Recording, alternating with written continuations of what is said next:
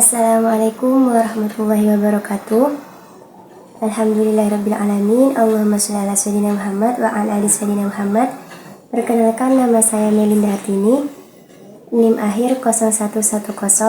Saya dari Prodi Tadris Matematika. Yang saya takdimi dan yang saya hormati pengasuh Pondok Pesantren Zainul Hasan Genggong, Kiai Haji Muhammad Hasan Mutawakil Allah SHMM. Yang saya hormati Rektor Universitas Islam Zainul Hasan Genggong, Bapak Abdul Aziz Wahab BAMAG. Yang saya hormati Ibu Dekan Fakultas Tadris Umum, Ibu Wahyu Lestari MPD. Yang saya hormati Kaprodi Tadris Matematika, Ibu Eka Rahayu MPD, dan sekaligus dosen pengampu mata kuliah pengantar pendidikan. Dan tak lupa teman-teman yang saya sayangi.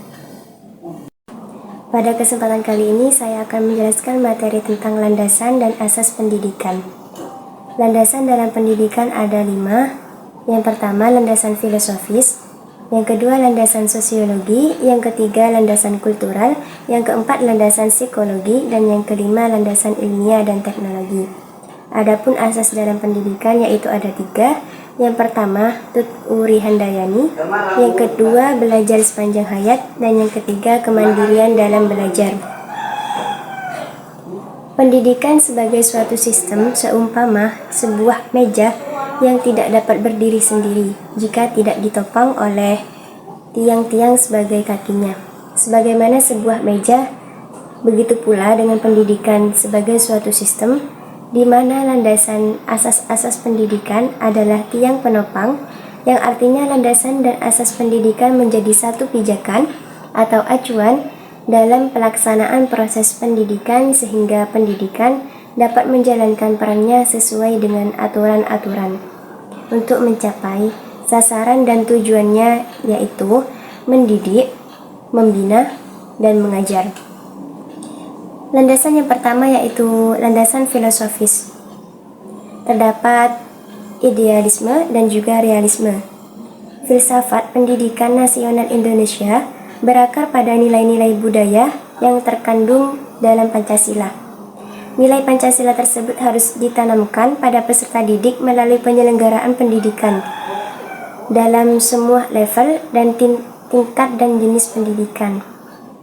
Landasan filosofi bertujuan untuk mengembangkan bakat, minat, dan kecerdasan dalam pemberdayaan yang optimal. Filosofis idealisme yaitu aliran filsafat yang menganggap atau memandang ide itu primer dan materi adalah sekundernya. Dengan kata lain, menganggap materi berasal dari ide atau diciptakan dari ide.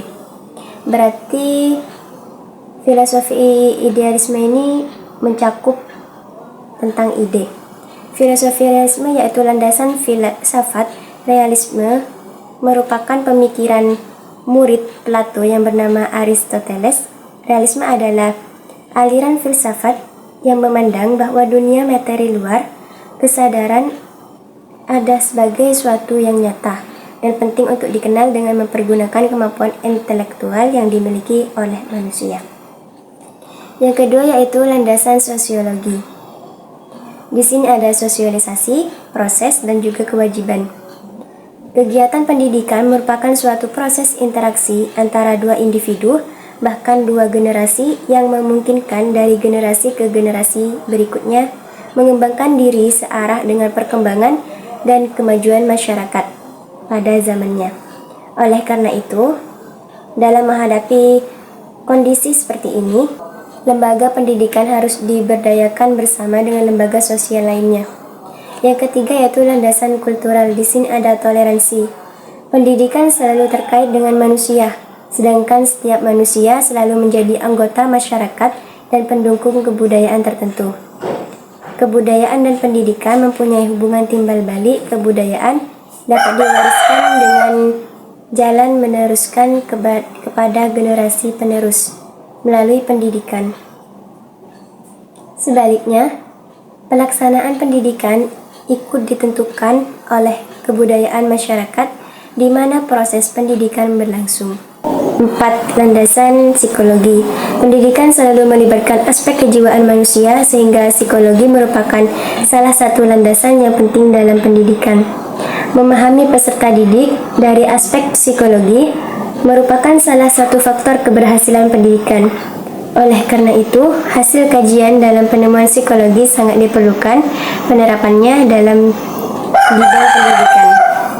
Umpamanya pengetahuan tentang urutan perkembangan anak.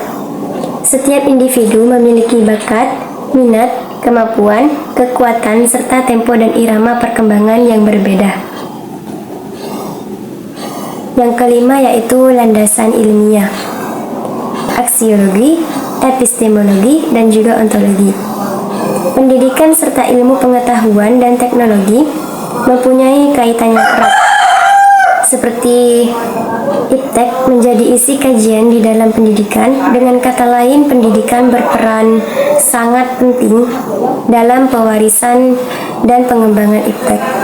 Aksiologi, cabang filsafat yang mempelajari tentang nilai-nilai atau norma-norma terhadap sesuatu ilmu. Sedangkan epistemologi, cabang filsafat yang berbicara tentang ilmu pengetahuan. Sebagai cabang filsafat, epistemologi mempelajari dan mencoba menentukan hakikat pengetahuan. Yang ketiga yaitu ontologi, merupakan asas dalam menetapkan batas ruang lingkup, wujud yang menjadi objek penelaah, serta penafsiran tentang hakikat realitas atau metafisika. Di sini asas pendidikan ada 3, yaitu Tuturi Handayani, belajar sepanjang hayat, dan juga kemandirian dalam belajar. Tuturi Handayani yaitu di sini ada melaksanakan dan juga memberi dorongan.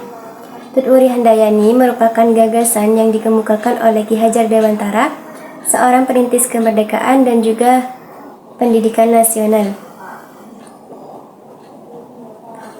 Biasanya dijuluki oleh orang-orang yaitu Bapak Pendidikan. Tuturi Handayani mengandung arti pendidik dengan kewibawaan yang dimiliki, mengikuti dari belakang dan memberi pengaruh, tidak menarik-narik dari depan, membiarkan anak mencari jalannya sendiri, dan bila anak melakukan kesalahan, baru pendidik membantunya. Gagasan tersebut dikembangkan Ki Hajar Dewantara pada masa penjajahan dan masa perjuangan kemerdekaan. Yang kedua yaitu belajar sepanjang hayat. Di sini ada meningkat dan juga efisien. Pendidikan sepanjang hayat atau pendidikan seumur hidup dalam proses belajar mengajar di sekolah, yaitu mengemban sekurang-kurangnya 2 hal pokok, yaitu yang pertama, membelajarkan peserta didik dengan efisien dan efektif, dan yang kedua, meningkatkan kemauan dan kemampuan belajar mandiri sebagai basis dari belajar sepanjang hayat. Efisien yaitu melakukan pekerjaan dengan tepat dan mampu menjalankan tugas dengan cermat dalam pelajaran. Yang ketiga yaitu kemandirian dalam belajar. Di sini ada informator dan juga peran. Kemandirian dalam belajar diartikan sebagai aktivitas belajar yang berlangsung lebih didorong oleh kemauan sendiri, pilihan sendiri, dan juga tanggung jawab sendiri dari pembelajaran. Pengertian tentang belajar mandiri sampai saat ini belum ada kesepakatan dari para ahli. Memberikan informasi perkembangan ilmu pengetahuan dan teknologi selain bahan pelajaran untuk setiap mata pelajaran yang telah diprogramkan dari kurikulum. Informasi yang baik dan efektif diperlukan dari guru. Kesalahan informasi adalah racun bagi anak didik. Jadi, guru memiliki peran sebagai informator kepada peserta didiknya. Mungkin sekian materi dari saya. Apabila ada kesalahan, saya mohon maaf yang sebesar-besarnya. Wallahul muwaffiq ila aqwamit thoriq. Wassalamualaikum warahmatullahi wabarakatuh.